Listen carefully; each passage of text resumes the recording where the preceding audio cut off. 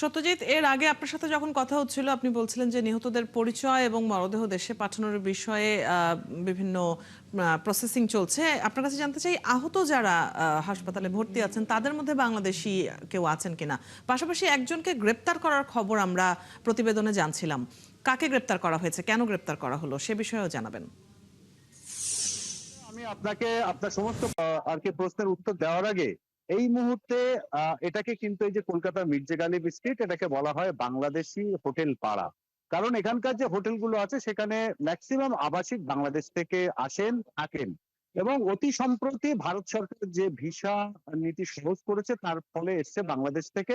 আমার সাথে আছে এই মুহূর্তে বেশ কয়েকজন বাংলাদেশি, তাদের কাছে শুনবো যে এই অগ্নিকাণ্ডের পর তাদের আতঙ্ক কতটা কতটা আপনাদের আতঙ্ক। আতঙ্ক তো অবশ্যই থাকবে, কারণ আমাদের বাংলাদেশের মানুষ মারা গেছে এখানে হোটেলে। এখানে হোটেল সার্ভিস বা হোটেল ইলেকট্রিক এসি লাইটের এটা সার্ভিস আপনি কি তখন ছিলেন যখন ছিলাম। ছিলাম ছিলেন না? তো স্বাভাবিকভাবে দেখুন, প্রথম যে বিষয়টি সেটি হলো যে যাকে গ্রেপ্তার করা হয়েছে তিনি একজন এই হোটেলের আর কি কর্তৃপক্ষের একজন। এবং মূল যিনি মালিক তিনি কিন্তু পলাতক।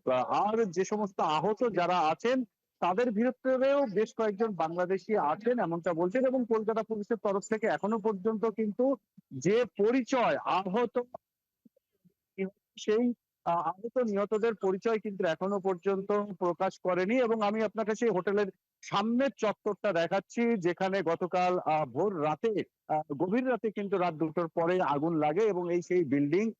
এবং যেটা বলা হচ্ছে নিয়ম মানা হয়নি। এবং এখানে যে সমস্ত এই হোটেলে যে সমস্ত আবাসিকরা ছিল তারা যেটা বলছেন যে যারা এখনো জীবিত আছেন, যারা বেঁচে গেছেন, তারা যেটা বলছেন যে বাংলাদেশ থেকে কিন্তু তাদের ফোন আসছে, তাদের বলছে দেশে ফিরে এসো। আতঙ্ক কিন্তু এত। এবং এই যে গোটা এরিয়া এখান থেকে ওদিকে আপনার নিউ মার্কেট, এদিকে আপনার সেই কস্তুরী হোটেল এবং পুরো চত্বরটি কিন্তু এখানে যে হোটেল। এবং শুধু তাই না, পাশেই আছে বিধায়ক হোস্টেল, অর্থাৎ পশ্চিমবঙ্গের যারা বিধায়ক তাদের হোস্টেল এখান থেকে মিনিট 5 হাঁটা পথে দূরত্ব। তো স্বাভাবিকভাবে এখানে যে সমস্ত বাংলাদেশিরা অন্যান্য হোটেলে আছে তাদের ভিতরেও কিন্তু আতঙ্ক ছড়িয়েছে।